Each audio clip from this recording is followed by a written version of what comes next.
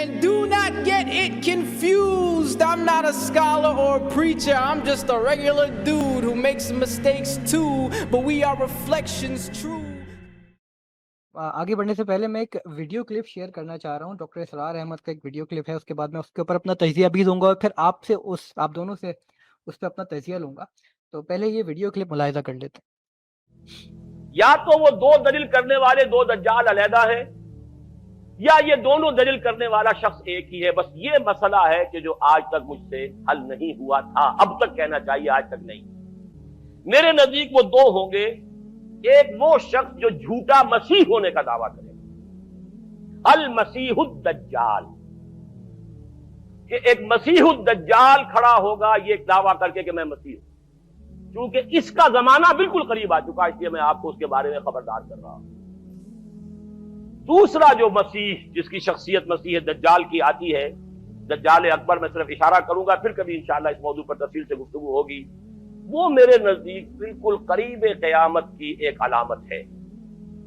जो खुदाई का दावा करे वो झूठा खुदा होगा, ये झूठा मसीह होगा। अल मसीह दज्जाल, अद दज्जालुल अकबर वो होगा कि जो क़यामत के बिल्कुल करीब की तीन निशानियां हैं। जबकि वो आ जाएंगी तो हदीस में आता है कि उसके बाद किसी शख्स के ईमान लाने का, तौबा करने का फायदा नहीं होगा।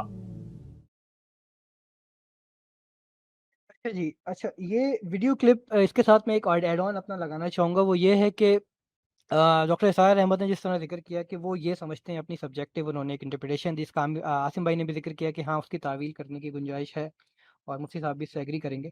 तो वो अपनी कुछ तावील पेश करते हैं। मेरा जितना जहाँ तक इल्म है कि दज्जाल इनकी रिप्रेजेंटेशन करेगा वो अहले यहूद होंगे, बनी इसराइली होंगे। तो उनके यहाँ ये कॉन्सेप्ट है कि वो मसीह जो एक आखिरी जो जिसको निजात दहिंदा कहते हैं, जिसको मसाया कहते हैं, मुशीह हिब्रू अबरानी ज़बान में कहा जाता है।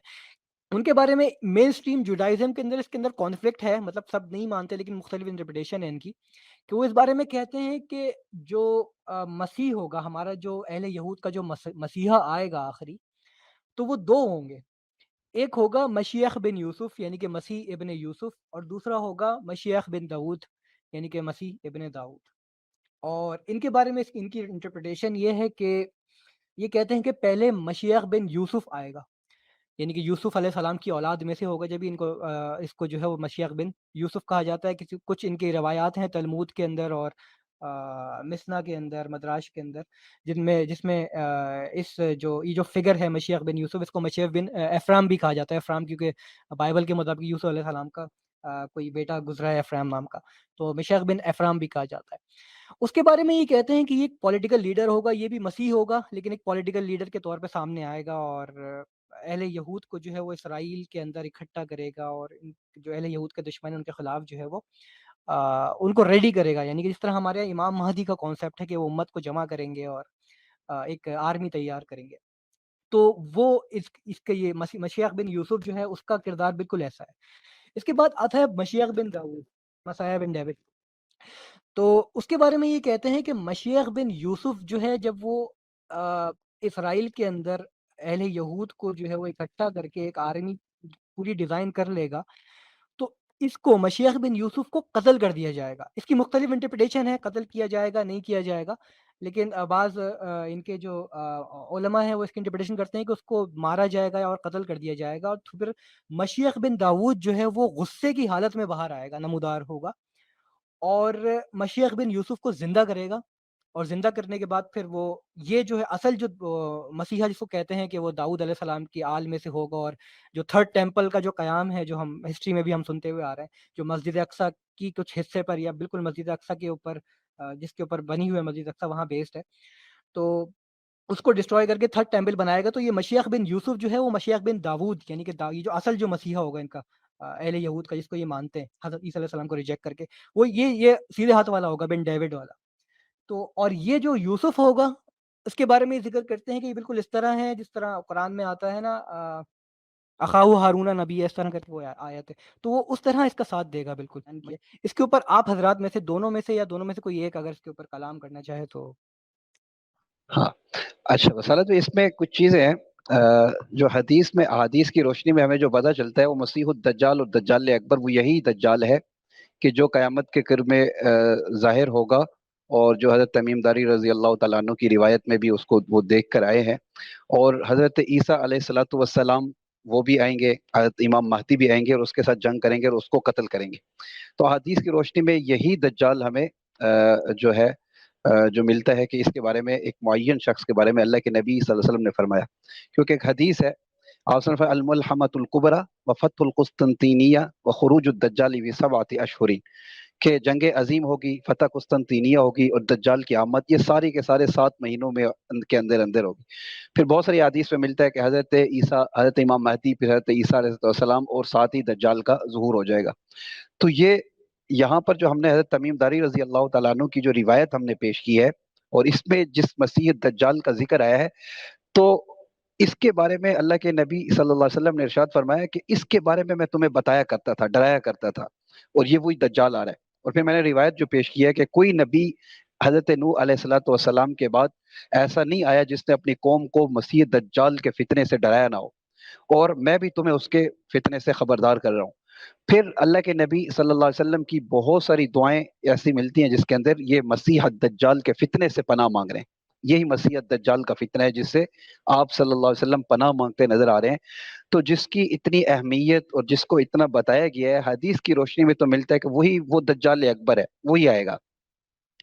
ڈاکٹر اسرار احمد صاحب کی جو انٹرپریٹیشن ہے، وہ ان کی اپنی ایک انٹرپریٹیشن ہے، وہ اس وجہ سے کہ وہ ایک حدیث جس کے اندر وہ آ گیا ہے کہ 3 چیزیں ایسی ہوں گی جس کے بعد توبہ کا دروازہ بند ہو جائے گا، کہ ایک دجال کا خروج جب ہو جائے گا، اور سورج جب مشرق کی بجائے مغرب سے نکلے گا، اور یہ 3 چیزیں، تیسری چیز بیان ہوئی. تو اس میں پھر وہ یہ کہہ رہے ہیں کہ یہ تو دجال جب آئے گا تو اس وقت تو توبہ کا دروازہ بند نہیں ہوگا، تو وہ ایک اور نشانی شاید ہو سکتی ہے جس کو ہم دجال اکبر کہیں، جو قیامت کے بالکل قریب ظاہر ہوگی اور اس کے بعد توبہ کا دروازہ بند ہو جائے گا. تو ڈاکٹر اسرار احمد اس حدیث کو لے کر اپنی انٹرپریٹیشن پیش کر رہے ہیں، ورنہ حدیث کے اندر یہ جو ان کی آپ نے یہود کی آپ نے دکھائی ہے، ان کی اپنی کتابوں میں ان کی اپنے نظریے کے مطابق ہو سکتی ہے، لیکن حدیث کی روشنی میں اگر ہم دیکھیں تو اس طرح کی کوئی دوسری شخصیت ایسی نہیں ہے کہ جس کے بارے میں ہم کہیں کہ ایک دجال اکبر ہے، اور پھر ایک اور دجال آئے گا کہ جو آ کر خدائی کا دعویٰ کرے گا. اسی دجال کے بارے میں احادیث ملتی ہیں. یہ پورا ایک چیپٹر ہے کتاب الفتن واشرات الساعہ، اس میں یہ جو اس دجال کے بارے میں بات ہے اسی میں ہی ذکر ہے. یہی دجال آئے گا، قتل کرے گا، زندہ کرے گا، یہی دجال آئے گا اور یہی بارشیں بھی برسائے گا. تو یہی خدائی کا دعویٰ ہی ہے. تو اس میں انٹرپریٹیشن ڈاکٹر اسرار احمد کی اپنی ہو سکتی ہے، لیکن حدیث کی روشنی میں ہم یہ نہیں کہہ سکتے کہ اس معین شخص کو چھوڑ کے کوئی دوسرا معین شخص بھی آ سکتا ہے. ہاں، یہاں تک تو ہمیں حدیث کے اندر یہ ملتا ہے کہ لا تقوم الساعة حتى يبعث دجالون كذابون قریب من 30 كلهم يدعو انه رسول اللہ، کہ قیامت اس وقت تک قائم نہیں ہوگی جب تک کہ 30 جھوٹے دجال نہ نکلیں اور یہ دعویٰ کریں کہ ہم نبی ہیں یا اللہ کے رسول ہیں. تو یہ 30 آئیں گے جھوٹے دجال. پھر اس کے بعد جو دجال اکبر آئے گا وہ خدائی کا دعویٰ کرے گا. اس سے پہلے یہ نبوت کے دعویٰ کرنے والے آئیں گے. اچھا، مسیح الدجال کیوں کہا جاتا ہے؟ مسیح الدجال کے 2-3 وجوہات ہیں، اس کی بتائی گئی ہیں. نمبر 1 یہ کہ مسیح کہتے ہیں کہ وہ مسیح فی الارض، کہ پوری کائنات کا چکر لگائے گا، گھومے گا، اس وجہ سے اس کو مسیح الدجال کہتے ہیں. یہ دوسرا اس وجہ سے کہ اس کے بارے میں بھی آیا ہے کہ وہ ابری الاکمہ والابرص، جس طرح کہ حضرت عیسیٰ علیہ السلام کوئی پیدائشی اندھ ہے، اس کی آنکھوں پہ ہاتھ پھیرا تو اس کو آنکھوں میں بینائی آ گئی. کوئی اس طرح بیماری میں ہے تو اس کو بیماری سے شفا مل گئی. تو اس کے ساتھ بھی استدراج ہوگا، اللہ اس کو بھی دیں گے کہ یہ اس طرح آ کر علاج معالجے کی آخری حدود تک پہنچ جائے گا. تو اس وجہ سے شاید اس کو مسیح کہا گیا ہے. تیسری وجہ یہ کہ اس کا چہرہ مسح ہوگا، کہ چہرہ میٹا ہوا ہوگا اور اس کی ایک آنکھ ہوگی، بعض روایات میں آتا ہے درمیان میں ہوگی، بعض میں آتا ہے اس کی جو ہے لیفٹ سائڈ پہ اس کی وہ آنکھ ہوگی، اور وہ بھی انگور کی طرح ابھری ہوئی ہوگی. تو یہ مسا ہوا چہرہ ہوگا، اس وجہ سے بھی اس کو مسیح الدجال کہا جاتا ہے. تو اس کا مطلب یہ نہیں ہے کہ مسیح الدجال اور ہے اور جو دجال اکبر یہی دجال اکبر ہے اور یہی مسیح الدجال ہے، میری معلومات کے مطابق.